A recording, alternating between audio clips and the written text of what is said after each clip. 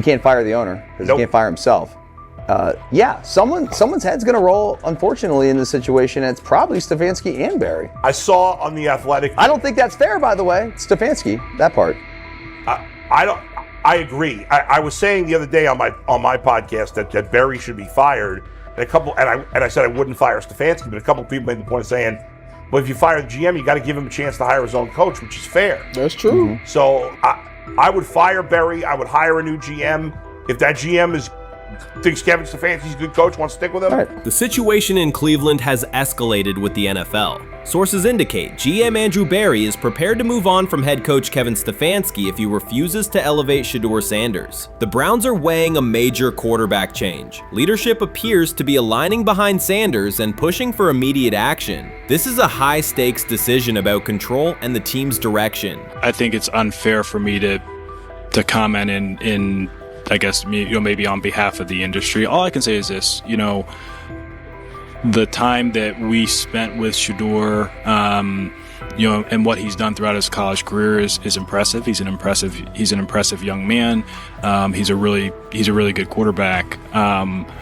Sometimes, fit comes into play. And I'd also say this, there are 4 more rounds of the draft. And then maybe lastly, it's less about where you get picked and what you do after you get picked. That's really the most important thing. Getting to know him over the course of the spring, he has a ton of resolve. Andrew Barry appears to be at a breaking point. Pressure from fans and within the organization to play Shedeur Sanders is intensifying. Barry is pushing for a move towards Sanders, while head coach Kevin Stefanski remains cautious about altering the depth chart. The divide is clear. One side wants acceleration, the other a measured rollout. The organization is under heavy scrutiny, and the focus has shifted to when, not if, Sanders sees the field. Has the 4th highest odds of any head coach this season to be fired. He's clearly on the hot seat. It's been a discussion for really a couple of years now, dating back to last season's 3-win season. And he's always had kind of hot and cold seasons. And now the sports books are saying he's 4th on the list. Number 1 is Mike McDaniel of the Miami Dolphins, Brian Dable of the Giants at 2, Shane Steichen at 3, and there is Kevin Stefanski plus 650 to be fired. This has moved beyond tension to outright stubbornness. Rather than elevating Shedeur Sanders, the staff has chosen Dillon Gabriel. The current depth chart looks less like a forward plan and more like resistance to change. Fans have been clear about who they expect to see, yet the organization keeps delaying. Every week without a real evaluation of Sanders slows development and blurs accountability. Cleveland is choosing a conservative approach when a decisive decision is needed, sending a message of uncertainty to both the locker room and the city. Now being the 3rd-string quarterback for the Cleveland Browns, was that so much was made out of unbelievable. He actually made the team as the 3rd-string quarterback. Like that was a big deal. Like that was somewhat of a surprise to a lot of people. He should have been the first pick in the draft. Kevin Stefanski appears to be doubling down to validate his approach. Despite sustained demand from Browns fans to see Shedeur Sanders reflected in chants, merchandise, and constant discussion, he continues to keep Dillon Gabriel in front on the depth chart. The decision functions as an assertion of control rather than a response to momentum. Even with clear signals from the fan base, Stefanski is staying with Gabriel and delaying a full evaluation of Sanders. It is a deliberate choice to maintain his plan and pacing, not to accelerate change. Cleveland is prioritizing continuity over recalibration, keeping any transition to Sanders on hold. But yeah, I mean, the Browns are in a tough spot. They have wasted. You traded a ton of high draft capital to get Deshaun Watson. You've gotten nothing out of Deshaun Watson and missed an opportunity. Like, who knows who they would have drafted. Now, maybe they would have screwed up those picks and the Browns would still be in bad shape.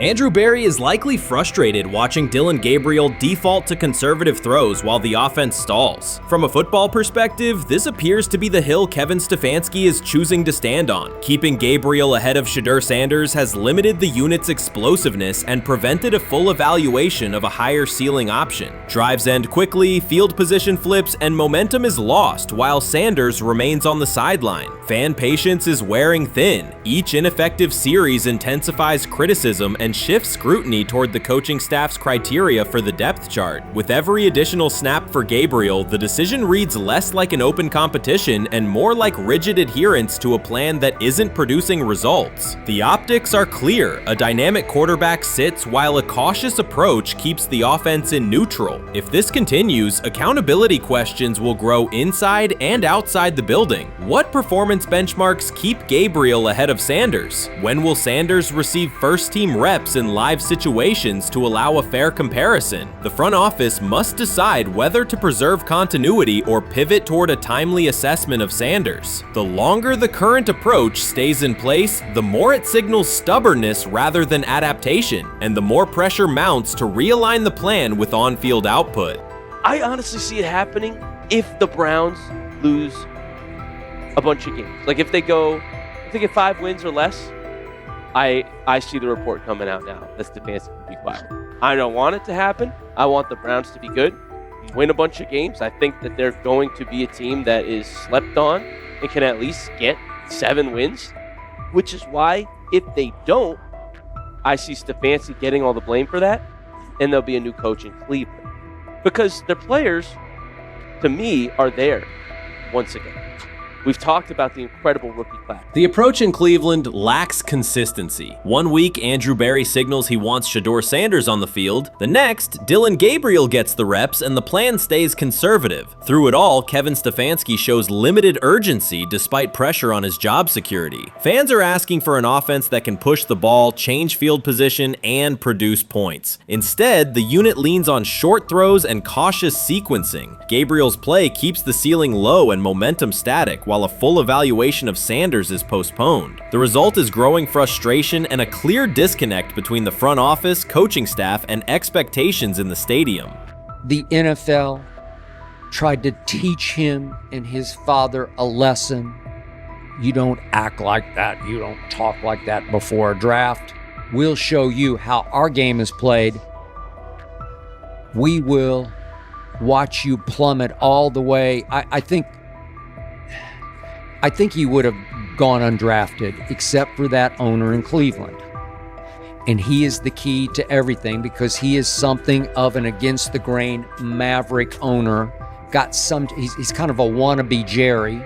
Fan speculation is growing. Some believe Kevin Stefanski lacks confidence in Shedeur Sanders. Others think he's prioritizing Dillon Gabriel for reasons unrelated to performance. A more extreme view claims Stefanski is manipulating outcomes to secure a buyout. Whatever the motive, the risk is clear. This approach is straining his relationship with GM Andrew Berry and alienating the fan base. Pressure is rising, Berry's patience is running out, and supporters have shifted from requests to demands. If the current plan continues, calls for a change in quarterback and accountability will intensify. You first, when you take a look at both of these QBs, who had the most impressive start so far in the preseason? Well, to me, it was Shedeur. I didn't see any interceptions when he was out there.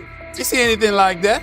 I mean, don't get me wrong. I don't think Dillon Gabriel did a bad job. I was impressed with the brother, but I'm going to go with Shedeur. You know, the pressure was on him. The spotlight was on him. Stephen A. Smith didn't just call out Dillon Gabriel. He held him accountable and made him rethink his comments. The moment Dillon Gabriel spoke and went after Shedeur Sanders, it wasn't a minor slip. He crossed the line and stepped directly into Stephen A. Smith's wheelhouse. And Smith answered with a clear, direct response that left no room for misinterpretation. The comparisons were emanating from the media more so than anybody else. And that's what I think, that's exactly who I think he was directing his comments towards. Having said that, Dillon Gabriel, respectfully, it was stupid. A very dumb comment to make. First of all, let me tell you something right now.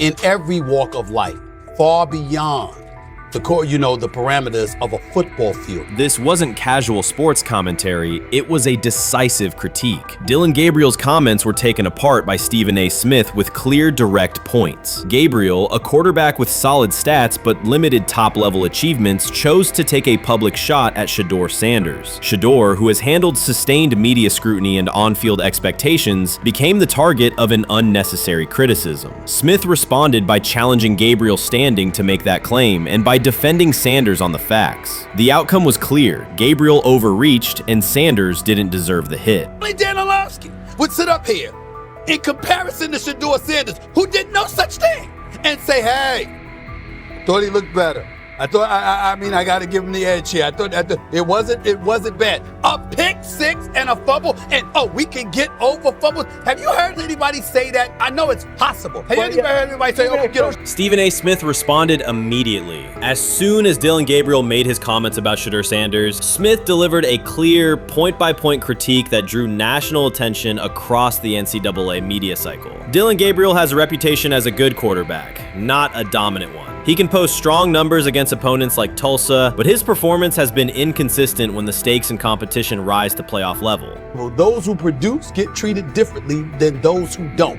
What he said echoes the mentality of all of America practically, and most certainly the world, as we see things being globalized more and more every day. It was a stupid, idiotic, immature comment, because clearly you were feeling the heat because a lot of people was talking about how Shedeur should be QB. Dillon Gabriel is a capable quarterback, but not a standout. Even so, he chose to talk down to Shedeur Sanders, a quarterback who has navigated constant scrutiny and pressure and still represents the future of a program that was struggling before he arrived. The comparison was weak. The criticism was unnecessary. Stephen A. Smith recognized that and dismantled Gabriel's argument with a clear, direct response. How the Browns react to this, how the locker room reacts to this, how Shedeur reacts to this, because it was a clear shot at Shedeur. But let's say Dillon Gabriel's talking about the media. How could you be a brand new quarterback in the NFL and the first time you get behind a mic after your first game, you throw the media under the bus?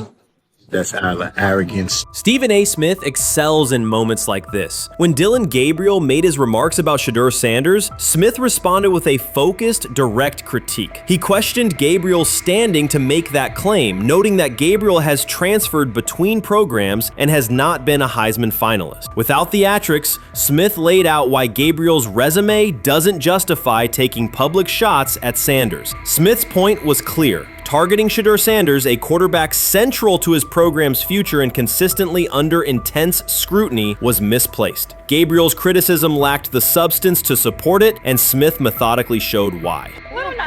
Today on his 42nd. I want you to be meaner. Birthday. That's number one. Number two, after the game, the Browns head coach Kevin Stefanski said there was a mix-up in the routes and that players were in the area that they shouldn't have been. Look at Stephen A's face. Look at Stephen A's face.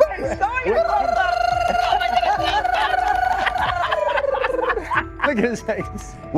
Stephen A. Oh my Lord. The strength of Stephen A. Smith's response was that he didn't just address Gabriel's remarks. He challenged the image around him. Dillon Gabriel often presents himself as an overlooked contender ready to surprise. But the reality is that his profile hasn't commanded broad attention. It's a clear reminder that not every opinion carries equal weight. In defending Shedeur Sanders, Stephen A. was direct and precise. Shedeur isn't just a quarterback. He is Deion Sanders' son, which subjects him to scrutiny far beyond anything Gabriel has faced. Even under that pressure, Shedeur has maintained his composure, shown confidence, and delivered in key moments that helped revive a program many had written off. Stupidity, all of it. I thought it was a clear shot at Shedeur due to the fact that his Oregon coach threw a shot at Coach Prime and Shedeur during their meeting at Colorado last year. But you know what? The cream rises to the top. Let's see what happens this week. I see a lot of the media talking about they think it was about the media and not about Shedeur. And I think that's a chess move. For Dylan Gabriel to take shots at Shedeur Sanders was a miscalculation. Stephen A. Smith made the mismatch clear. Gabriel's attempt to shame Sanders was unnecessary and counterproductive. You don't target Deion Sanders' son when Deion has turned Colorado into primetime television. It underscored that Dylan Gabriel has often played with a chip on his shoulder because the spotlight hasn't followed him. He has been around long enough to compile numbers but not to earn broad respect. That's why going after Shedeur was misguided. Sanders, despite ups and downs, drives headlines. Gabriel's most notable headlines have been his transfers. Stephen A. Smith pressed that point without hesitation, challenging Gabriel's standing and leaving his argument looking like a forced throw that turns into a pick six. You know what? Still needs to thank me a little bit more for that restaurant I treated him and his family to, because it was big time, and stop embarrassing me by going places and trying to use coupons. That's how pathetic he is. The point is that a pick six and a fumble is usually considered a bad day. Stephen A. Smith didn't need to raise his voice to make the point. He presented Dylan Gabriel as a player whose talk outpaces his resume and defended Shedeur Sanders with clear comparisons. That's why he called Gabriel out so directly. The comparison wasn't just unfair, it was forced. Now look at Gabriel's record. The numbers are solid and he can win against average defenses, but the resume lacks defining markers. There's no sustained Heisman contention, no late season surge that reshaped the national picture, and no postseason moment that cements a legacy. The track record reflects steady production, not top-tier impact. That's the gap Smith underscored. Gabriel's criticism of Shedeur Sanders wasn't supported by what he has accomplished, while Sanders continues to carry a program under constant scrutiny. Let's see some of them step up and make some plays out there. Ain't no way. Gabriel ain't no way. He's not built like that. No way. And this one is picked off and going back the other way. Oh my God, why did he stop playing? Now it's a foot race. And that is that. They told me bust out my AP, perfect timing. H-shot, we about to get legendary. Shedeur started next game, baby. Shout out Dylan though, you know what I'm saying? Bro, I love you, my heart. What am I bigger than cheese, bro? You know what I'm saying? But Shedeur got it. Shedeur Sanders is a national brand who draws viewers for both performance and result. Dylan Gabriel's attempt to diminish him read as resentment. And Stephen A. Smith called out the insecurity and lack of awareness directly. Colorado under Deion Sanders is prime time, and Shedeur sits at the center of that spotlight. If Gabriel expected the sports world to agree while he took a shot at Shedeur, he misread the moment. Smith dismantled the argument and questioned the credibility behind it. Gabriel will move on. He'll keep playing, give interviews, and have fans, but this exchange will trail his media profile as a reminder of a misstep. It's a clear example of a resume that doesn't justify taking public aim at a quarterback carrying that level of scrutiny and responsibility. For the Cleveland Browns preseason game today is that the way that some white folks watched Shedeur Sanders last week is the way that some black folks were watching Dylan Gabriel today. And it's not Dylan Gabriel for Dylan Gabriel's sake. Most folks don't have a problem with Dylan Gabriel. It's what he represents, which is the disrespect of a black person for no other apparent reason than they are a confident black person. Dylan Gabriel thought he was aiming up. Instead, he was placed back among quarterbacks who are good but not great. Stephen A. Smith made the central point. Dylan Gabriel doesn't shape the conversation. Sports are about narrative as much as numbers, and Gabriel's story doesn't move the culture, while Shedeur Sanders does. Smith highlighted that contrast clearly. By the end, Gabriel's credibility had taken a measurable hit. The critique was decisive and sent a broader message to any player considering public shots at Shedeur Sanders. If you step into that debate, you will be held to a higher standard and your resume will be tested. Dylan Gabriel learned that the hard way. Chris Carter's televised assessment of Shedeur Sanders triggered immediate pushback from Cleveland fans, local media, and even several Browns veterans. Carter dismissed Sanders, a fifth-round pick, as unprepared to start and framed the growing interest around him as purely a byproduct of surname recognition. Since that segment aired, practice reports have told a very different story. Observers inside the Browns facility describe a rookie quarterback who is closing the gap on Kenny Pickett and Dylan Gabriel with surprising speed. Sanders first turned heads in rookie minicamp by directing the huddle with a calm that belied his inexperience.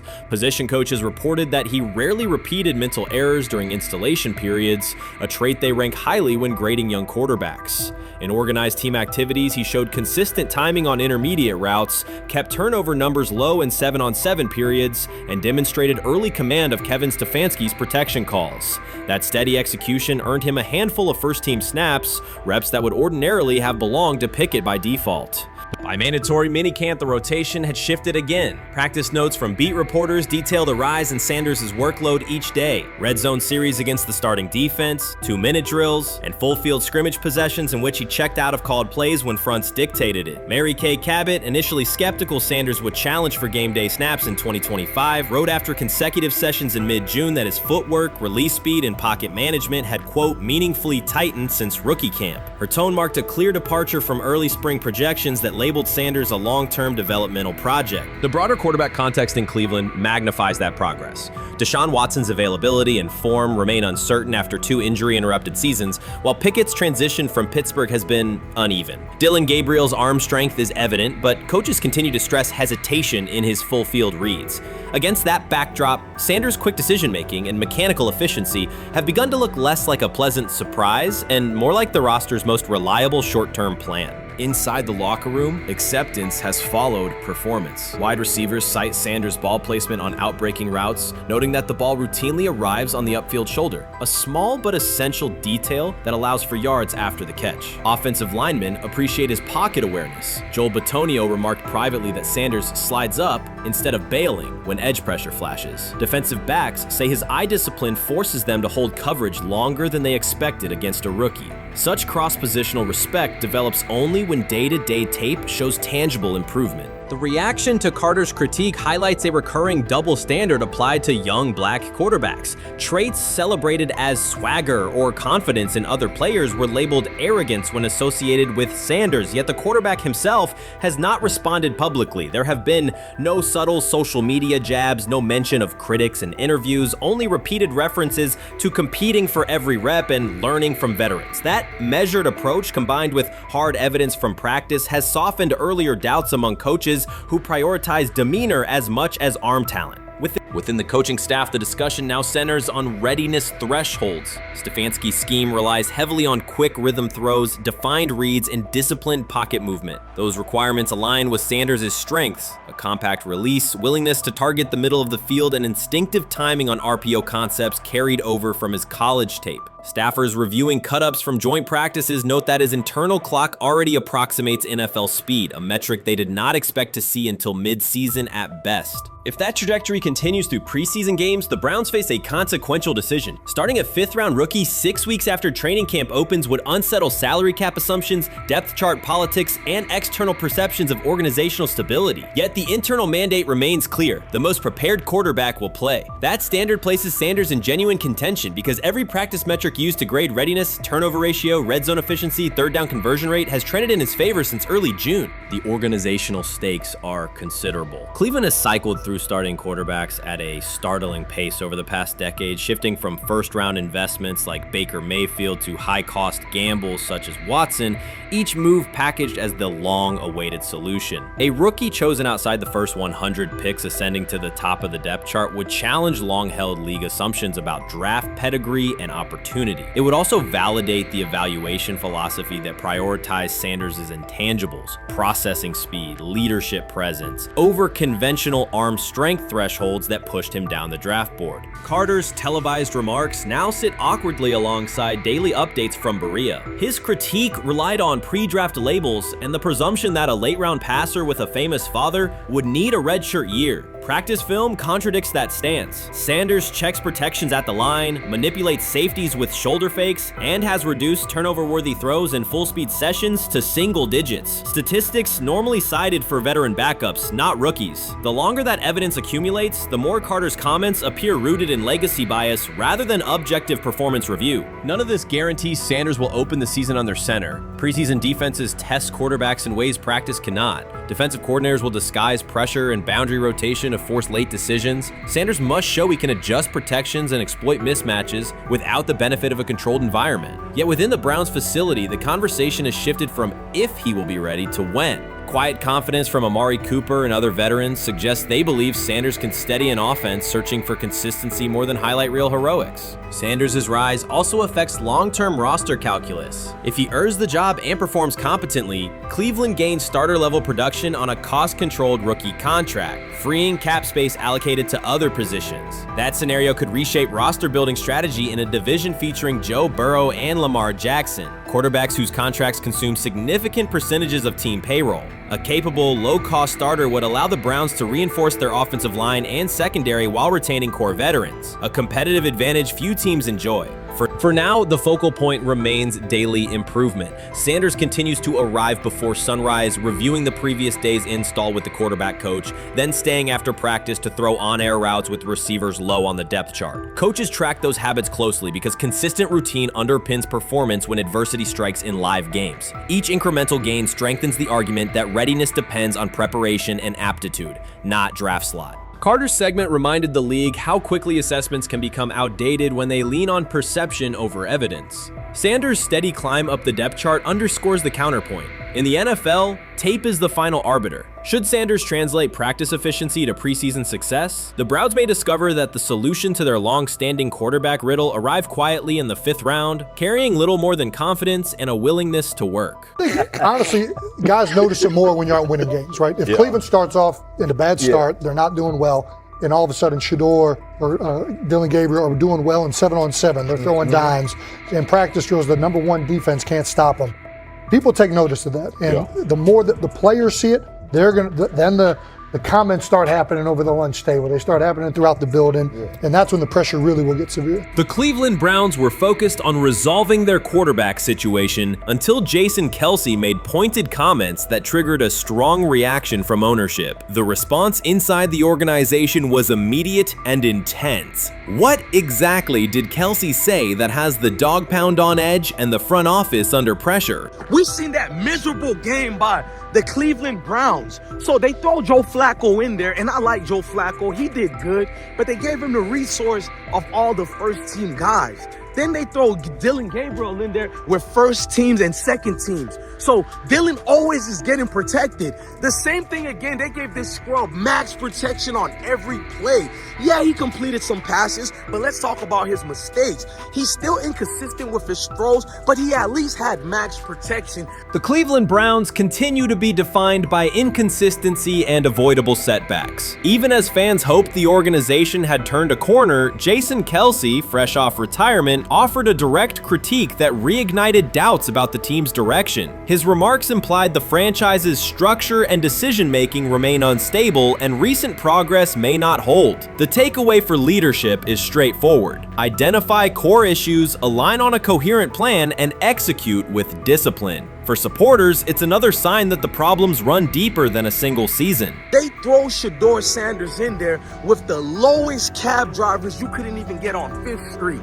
And I'm pissed off, bro, because the play calling was abysmal. Look, even if you don't like Shedeur didn't even get a chance to be trash.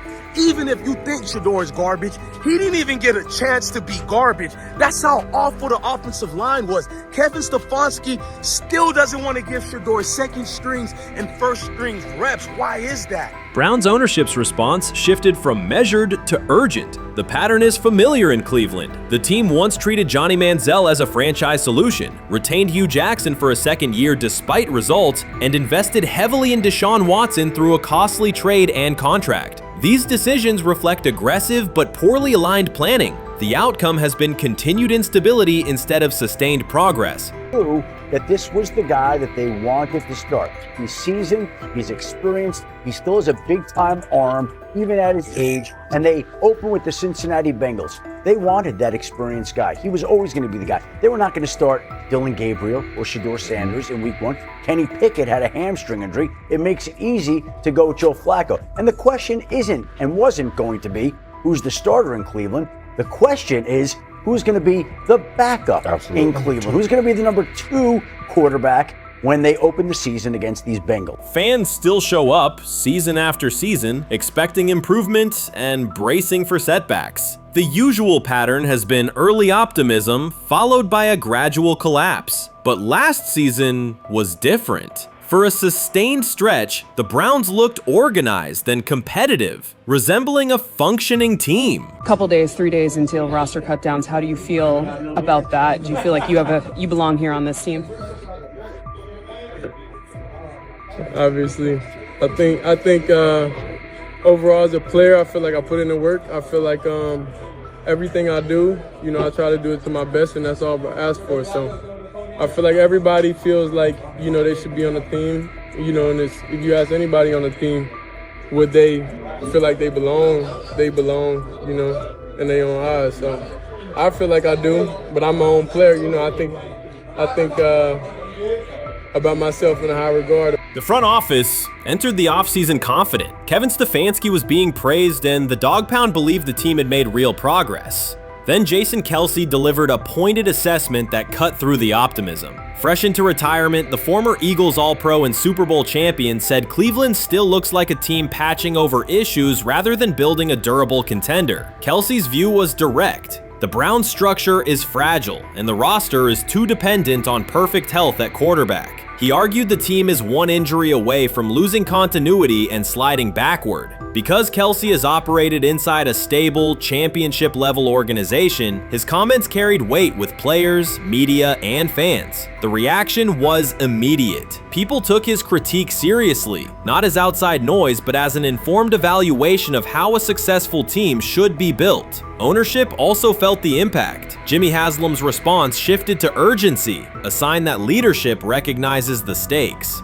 The criticism arrives in the context of prior high-risk decisions, especially the fully guaranteed $230 million commitment tied to Deshaun Watson. Watson has missed time and shown inconsistency when available, and the contract has constrained flexibility. Kelce's remarks highlight why depth, alignment between the front office and coaching staff, and a clear contingency plan at quarterback are non-negotiable. The takeaway is straightforward. Cleveland must convert last season's progress into a stable framework, protect the quarterback, deepen critical positions, and establish a plan that survives injuries and short-term setbacks. Without that, the games that fueled optimism will remain temporary.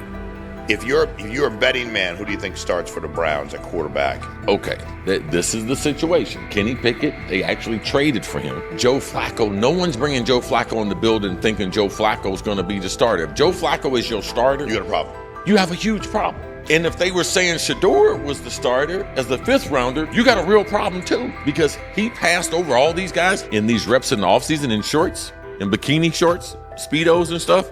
Like, no. That kind of stuff. So I'm not that surprised. When you put down a 3rd round pick on a quarterback, you do believe he has a certain skill set. Jason Kelce stated the obvious. Cleveland committed to a quarterback who hasn't played at an elite level in years, and Joe Flacco's playoff run didn't change the long-term outlook. Ownership appeared more upset that the criticism was public than by the substance of the critique. Many fans agreed. They've seen this pattern before. Rosters age, injuries are inevitable, and when a single contract dominates the cap, one setback at quarterback can undermine the entire season. Kelce's broader point was about structure. The Browns prioritized the high-cost, uncertain starter over depth and contingency. The late-season surge masked issues that remain: limited cap flexibility, thin depth at key positions, and an offense that lacks a credible plan B. Fans recognize how quickly a strong defense can decline with injuries, and how an offense without redundancy stalls. The AFC North raises the stakes. Baltimore with Lamar Jackson sustains a top standard. Cincinnati with Joe Burrow returns to contention when healthy. Pittsburgh rarely slips below .500 under Mike Tomlin and wins with defense and consistency. In that environment, Cleveland can't rely on perfect health or peak form from one player. The path forward is clear. Diversify cap allocation, reinforce the offensive line and receiver depth, carry a legitimate backup plan at quarterback, and install a scheme that functions regardless of who is under center. Given what we saw yesterday with Shedeur Sanders, somebody on the Cleveland Browns is 100% getting fired, probably by the end of this year. The person who's probably going to end up getting fired is Kevin Stefanski, because I know that he didn't want Shedeur Sanders on the team. It was Andrew Berry who made that pick. You can't really go against your GM. Bad things happen in this situation. But Shedeur Sanders is not without fault for what we saw yesterday. This is the play that we saw yesterday that has the internet just exploding, where Shedeur Sanders took like a 24-yard sack. Half of the internet is saying that this is all Kevin Stefanski's fault. Cleveland showed progress last season, but the underlying concerns remain. Jason Kelce highlighted them directly. The Browns' long-term plan is fragile, cap-constrained, and overly dependent on perfect health at quarterback. His comments focused attention on structural issues, roster depth, continuity in coaching, and a sustainable offensive approach, rather than a single hot streak. That criticism resonated because it reflected what many around the league already see. Ownership's reaction underscored the sensitivity. Jimmy Haslam has presided over frequent coaching and quarterback changes, and external scrutiny carries weight when it comes from a respected veteran with championship experience. Kelce's remarks reinforce that last year's Joe Flacco stretch was a short-term solution, not a foundation. The team still needs a durable plan that can withstand injuries and inconsistency. The practical takeaway is clear: stabilize the system, diversify cap usage, and build depth at key positions so the offense functions regardless of who is under center. That includes a coherent development pathway for younger talent such as Shedeur Sanders, with defined practice reps, protection, and scheme alignment. Kelce didn't say anything outrageous. He articulated the gap between a brief surge and a credible long-term contender. I have the faith of a mustard seed.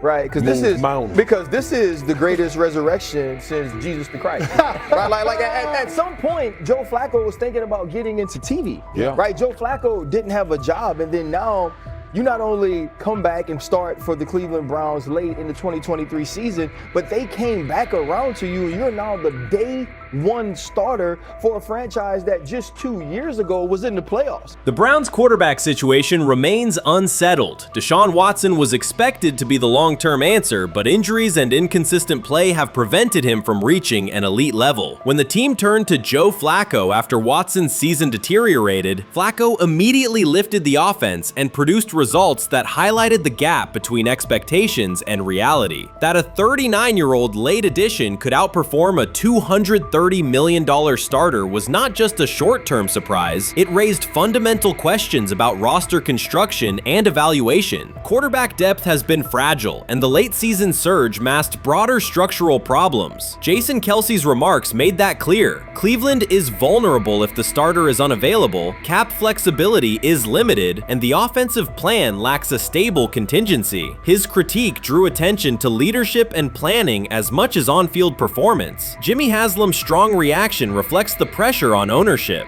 The organization has promoted a message of stability and progress, but Kelce's assessment suggested those gains are not yet durable. The path forward requires a realistic approach to the cap, a credible backup plan at quarterback, and a system that holds up regardless of personnel.